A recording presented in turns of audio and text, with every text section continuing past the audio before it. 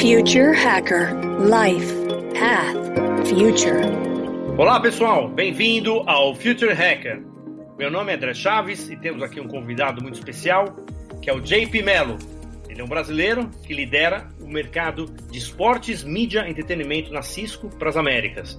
Hoje ele está baseado na Flórida e tem uma sólida experiência na construção de novos modelos de negócio e mercados de crescimento há mais de 20 anos, reunindo motivação empresarial e experiência em estratégia, desenvolvimento de mercado, execução, inovação, monetização e liderança executiva e gestão de pessoas. Ele é membro de conselho investidor de múltiplas empresas, desde inovação tecnológica até operações de franquia. Ele tem uma franquia, uma master franquia no Brasil e na Europa, da School of Rock. Ele também é cofundador de uma ONG de capacitação e educação musical focada em jovens com desafios econômicos. JP, super privilégio de tê-lo aqui no Future Hacker.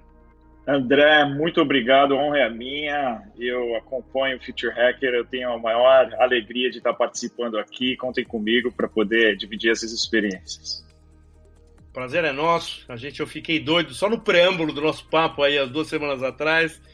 Tanta pauta, eu vou ver como eu consigo me controlar aqui para não botar todas o que eu penso aqui em várias áreas aqui dentro da entrevista. Vamos ver, vou tentar fazer o máximo que eu posso aqui.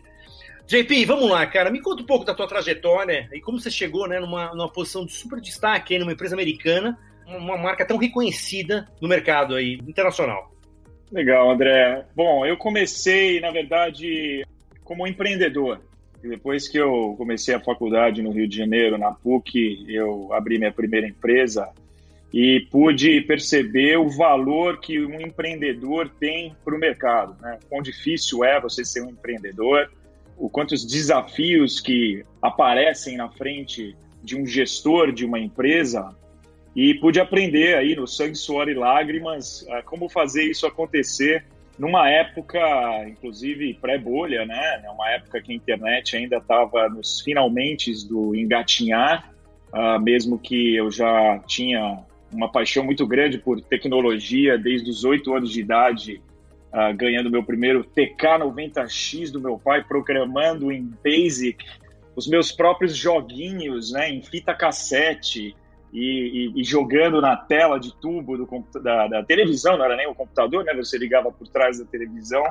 Então essa paixão se tornou aí um movimento para ampliar esse conhecimento no segmento de internet na época e abrir essa empresa.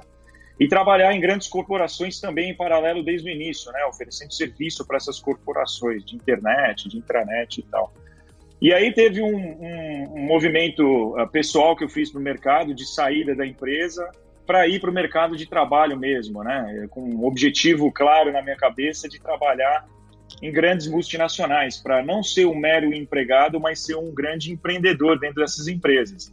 Foi a minha prerrogativa de poder explorar o mundo e aprender também com as grandes corporações, uma vez que a gente estava atendendo elas, mas poder conhecer também o outro lado da mesa, né? E aí eu comecei a trabalhar em empresas de telecomunicações, já tinha trabalhado na Globo, no Serpro e tal, no início da carreira também, algumas empresas de telecomunicações, de consultoria, de tecnologia, e houve convite para eu trabalhar em 2007 na Cisco.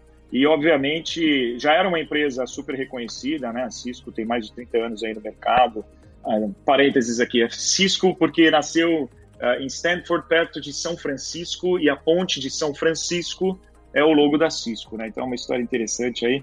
Mas voltando que eu tive essa oportunidade de liderar uma área de setor público lá, uma área que eu não conhecia, mas já tinha um pouco desse conhecimento de ser um empreendedor e desbravar novos mercados. E depois que eu fiquei 2 anos fora da Cisco, presidente de uma outra empresa, eu voltei para a Cisco para liderar essa área de esportes e entretenimento para a América Latina, inicialmente, desde São Paulo, e depois o convite para me mudar para os Estados Unidos e liderar para as Américas. Eu acho que é muito do resultado de ter uma paixão muito grande por tecnologia, ter um gosto muito grande em empreender, em fazer acontecer nas empresas de uma forma não tradicional e poder desbravar de uma forma flexível e livre, que é o que a Cisco nos permite fazer. Não é à toa que ganhou melhor empresa para trabalhar em 2 anos consecutivos atualmente no mercado global. Não, muito legal essa história, cara. Interessante, né? Que o empreendedor aí foi para uma empresa fazer, né, todo o aprendizado, né, toda a dificuldade, né, de você empreender, que eu imagino toda essa experiência você deve ter levado para a empresa. Mas eu queria que você me falasse assim, quais são os grandes impactos nessas 3 verticais que você toca? Assim? Então, de esporte, mídia e entretenimento. Quais são os 3 grandes impactos que estão acontecendo nesses 3 setoriais? Tanto em esporte, quanto mídia, quanto entretenimento, o impacto recente, só como parênteses, que é a pandemia, né? Então, a pandemia tem acelerado uma série de inovações em todos os mercados que a gente atua, inclusive esportes, mídia e entretenimento, em especial esportes, mídia e entretenimento, num ano que no ano passado a gente não sabia se continuaria, inclusive, empregado, né? Tem muita gente que cortou suas operações de esportes e entretenimento por não entender ou não se posicionar, não saber como se posicionar nisso. E a gente não, a gente fez o inverso, continuou investindo mais e aqui estamos agora colhendo alguns frutos já com essa retomada, né? Mas voltando para cada um dos segmentos, eu acredito que na parte de estádios, tudo que a gente vem aprendendo desde o começo lá do Coliseu, né? Eu sei que parece clichê falar disso, mas e como os estádios evoluíram, que na verdade hoje em dia nada mais é do que uma atualização do Coliseu, né? Não mudou tanto do Coliseu para cá em termos de um espaço grande, com grandes aglomerações. O que mudou são as ativações tecnológicas que existem dentro desses ambientes de arenas, né? Em que você tem ambos na parte de esporte e entretenimento, de uma forma que você tenha serviços muito mais personalizados e de uma forma muito mais fluida, né? Então, na minha perspectiva, a tecnologia ela é inerente nos 3 aspectos, tanto em esportes, mídia e entretenimento.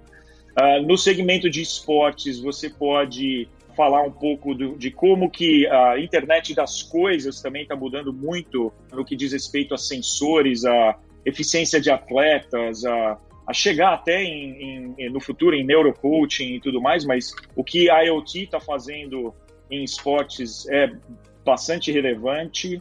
Nos 3 segmentos, eu diria que juntamente com tecnologia, a parte de segurança lógica, né, o cybersecurity, ela é chave e vem trazendo uma importância muito grande você respeitar, assegurar e como você pode crescer esses dados, né, essa troca de dados, essas transações que existem, uma vez que tudo está sendo medido a todo tempo, toda hora, e a gente tem que ter um cuidado muito grande com todas essas informações, as privacidades. No segmento de mídia, tudo que vai em termos de tecnologia para a rede IP, né, o que a gente chama de Internet Protocol, é o que está movendo essa indústria que ela é muito baseada em sistemas legados de broadcasting, né, de mídia, mas essa transição para mídia rodando em IP e muito dos novos esportes, né, os esportes em esports ou até Drone Racing League, que é uma liga de corrida de drones, que, né, não recém-lançada, mas uma das mais novas, entre outras, já são nativas, todo via IP, então ela tem uma flexibilidade muito grande e puderam navegar muito bem a pandemia, né, com essa parte de streaming para qualquer lugar e gestão do broadcasting desde qualquer lugar, e você ter essa flexibilidade de interoperar diferentes redes para poder chegar num resultado surpreendente que chegaram, e as grandes empresas de mídia, né, de broadcasting tradicional também estão aprendendo muito com isso. Né? A gente tem um estudo chamado The Digital Vortex, que a gente fez com o Institute of Management and Development na Suíça, por 3 anos, 2015, 17 e 19, e por todos os anos, ou era number 1 ou number 2 no segundo ano, mas foi a primeira indústria a sofrer por disrupção digital, né, por transformação digital, por sofrer a disrupção, foi a indústria de mídia e entretenimento, muito mais focada em mídia. No segundo ano, na segunda pesquisa, ela ficou em segundo lugar. Na terceira pesquisa, ela voltou para primeiro lugar, competindo aí com tecnologias, né, e serviços, que é a indústria que a Cisco participa. Mas voltando para a mídia, ela sofreu muito por ter esse processo de transformação digital e o fluxo, né, do investimento dos anunciantes, o fluxo do interesse também da relação desses anunciantes com o público mirou agora muito mais para o digital, para o não tradicional, né? O tradicional, mídia impressa, mídia, rádio, TV, jornal e revista, mas a guinada para o segmento digital, para mídias digitais como Digital Out of Home, mobile marketing, web e tudo mais, isso criou, obviamente, uma grande transformação nessa indústria de mídia também, né? E, por fim, eu acho que mais focado um pouquinho em entretenimento, esportes, mídia e entretenimento, né? O que é entretenimento? Entretenimento é todo o resto, né? Então, o que não é esportes. Então, a gente fala de shows, de concertos, mas a gente fala também de parques temáticos, a gente fala de cassino, hotéis que têm uma experiência imersiva, muitas vezes temáticas. Isso vem sofrendo uma transformação muito grande também no aspecto de tecnologia, mas também no aspecto desse mercado, desse segmento de entretenimento e outras indústrias como varejo, hospitalidade, né, hotelaria, estão com uma tendência muito grande de espaços multipurpose, né? Então, esses espaços que antigamente eram só orientados, por exemplo, no esporte para as arenas, eles possuem esse mix, né, de outras atividades dentro do mesmo ambiente, como umas grandes cidades do entretenimento. Um exemplo recente disso é o que a gente fez lá em Hollywood Park, em Inglewood, na verdade, se chama Hollywood Park, onde tem o novo estádio SoFi Stadium, que é o novo estádio do LA Rams, e lá não é só o ambiente do estádio, mas é uma área maior do que a Disneylândia, mais o Vaticano e o Staples Center combined, né, todos combinados, uma área gigantesca que tem um estádio, tem uma área comercial, uma área de comercial com lojas, varejo, mas escritórios também, uma área de hotelaria, uma área residencial e um parque público todo interconectado. Então, é uma forma de você mesclar, derrubar essa barreira do que é esporte, do que é entretenimento e mídia também. Lá tem o novo headquarters da NFL, que tem todo o seu media broadcasting da parte oeste dos Estados Unidos, fazendo frente aqui na parte leste de Nova York. Então, acho que são esses os elementos, André. Não, legal, uma pergunta ampla aí de propósito para a gente fazer um abre-alas. Agora a gente faz um breakdownzinho aqui agora em cada um dos verticais. Vamos lá, JP, vamos falar do caso do esportes, né? Quer dizer, existem iniciativas, né, juntando esporte com esporte real. Isso existe já esse tipo de iniciativa? Simuladores de Fórmula 1 numa corrida em tempo real, quer dizer, usando VR. Você acredita que as tecnologias imersivas podem trazer um novo público e novos até pilotos para o mercado? Pô, e esse assunto é muito legal, André. Pode sim e vai, tá? Eu acredito fortemente que vai. A gente tem sim exemplos recentes aí, a própria NASCAR tem uma atividade que envolve corrida virtual com pilotos reais também. Eu acho que o movimento mais para frente vai ser pegar a telemetria, vamos dar o exemplo da NASCAR também, a telemetria de uma corrida real que esteja acontecendo naquele momento. Você está assistindo de casa e você quer correr contra aqueles pilotos naquele exato momento, pegando aquela telemetria e correndo contra aquele carro, abre e fecha aspas, né, que está ali do seu lado virtualmente, mas ele está realmente correndo na rua. Então, isso vai acontecer sim, eu acho que é uma mescla que vai acontecer entre eSports e V-Sports, né, o Virtual Sports, que é essa imersão entre o real e o virtual. Eu acho que tem também uma grande aceleração acontecendo por decorrência das Olimpíadas, né, as Olimpíadas agora fazendo uma frente muito importante para o segmento de eSports. Eles estão até, inclusive, essa semana, se eu não me engano, já estão fazendo seus eventos de esportes virtuais, mas esportes mais condensados e mais focados em esportes tradicionais, como canoagem, ou bicicleta, né, ciclismo e outros esportes, futebol, que são mais esportes olímpicos, mas usando também o elemento virtual. E no futuro, eu acho que a mescla entre atletas que tenham elementos biônicos ou até conexões em tempo real com a nuvem possam estar competindo com os atletas dentro das suas casas e ter uma competição, e de novo, de uma forma altamente tecnológica, mas de maneiras que a gente não consegue imaginar como é que possa acontecer essa competição, uma vez que você tenha processos até de super-humanos sendo conversados e estudados também aí no mercado. Esse é até um assunto que a gente tem falado aqui bastante, né? Assim, a extensão, né? Extensão neural, né? Que, né? Neuralink, etc. Como é que você cria competitividade se pessoas são condições diferentes, né? É uma história muito louca aí. E por falar em história louca, vamos lá. Eu queria também falar um pouco também da indústria de entretenimento. Quer dizer, é notório, né, que essa pandemia, né, evoluiu incrivelmente, né, o entretenimento virtual, né? Agora fica uma pergunta aqui. Pega um exemplo tipo o Cirque du Soleil, que decretou ali a falência, né? Cara, eles não poderiam ter sobrevivido vendendo seus eventos ao vivo, via streaming? Quer dizer, assim, você acha que esse entretenimento pago, quer dizer, a gente viu muitas lives, etc., mas assim, esse entretenimento pago, isso já é uma realidade hoje? Excelente, André. O caso do Cirque du Soleil, assim, parênteses pessoal, super triste, né? Porque eu já fui em vários, um espetáculo, né? Assistir Cirque du Soleil ao vivo.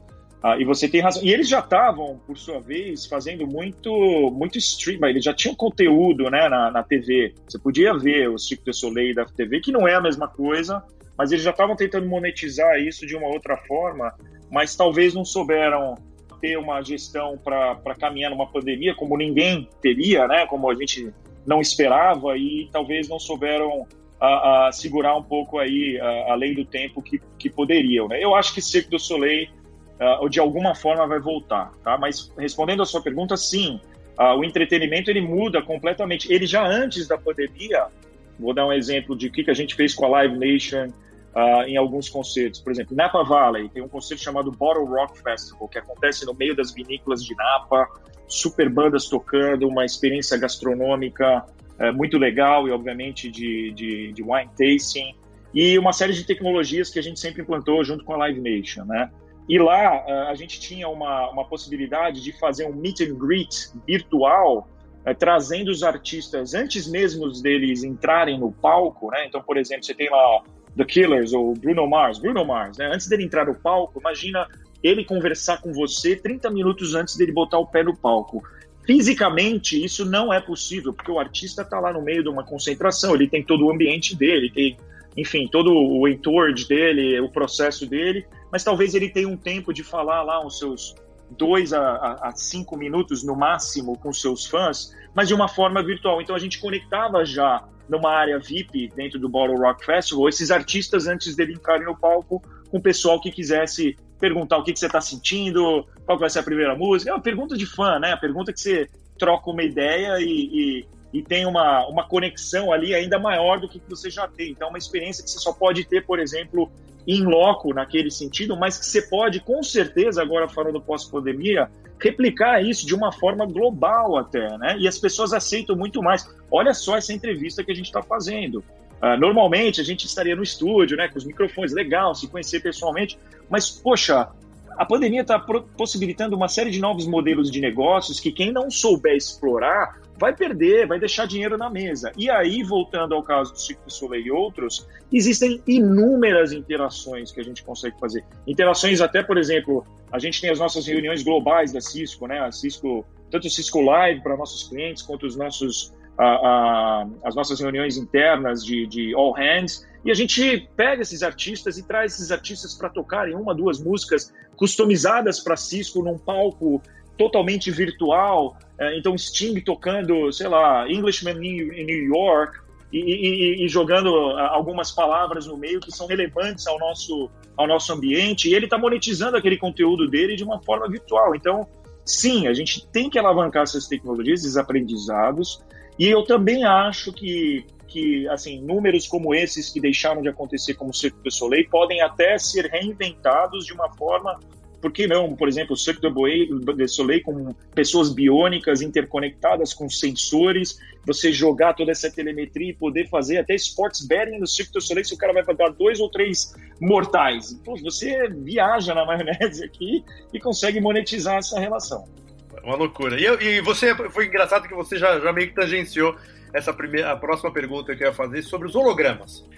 Então, assim, se você acredita que a gente pode ter no futuro eventos de shows de hologramas em tempo real, exemplo, quer dizer, um show em Londres acontecendo do Rolling Stones e ele replicado em outras casas do mundo inteiro em tempo real. Muito legal, André. Eu vou te falar um pouquinho sobre o holograma do passado. Quando eu entrei na Cisco em 2007, acho que foi em 2010, se eu não me engano, ou 2009, de 10 para trás, eu fiz uma viagem grande internacional, passando por Dubai, Índia, China.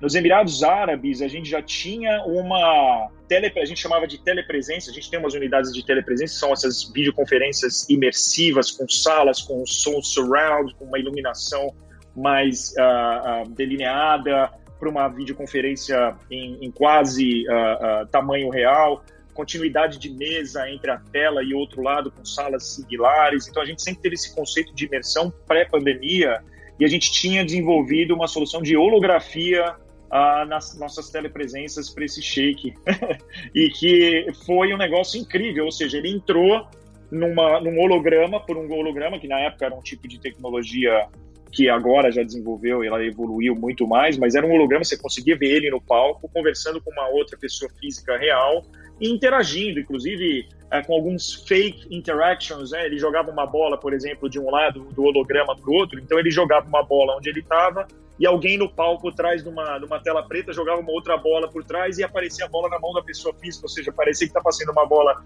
virtual para homologar. Então eu acho que vai ter, sim, uma possibilidade, e aí evoluindo para o que tem hoje em dia, a gente está vendo aí shows que são feitos, agora aqui mesmo, nos Estados Unidos, o Bon Jovi está fazendo um show nacional, conectando todos os drive-ins para poderem assistir eles numa tela enquanto eles tocam no palco, mas é uma tela, ainda não é um holograma, mas por que não ser um holograma? Vai ser muito mais legal ser um holograma do que uma tela, mas as pessoas estão enchendo os drive-ins aqui, mesmo sendo numa tela. Eu acho que também tem uma evolução de hologramas para você ter uma interação em field. Então, quando você está no estádio, você está lá para ver um jogo, você pode ver e você vai ver hologramas também participando daquele jogo, ou se não um jogo que você quer assistir do Inter Miami CF aqui, do Beckham contra, qualquer outro time.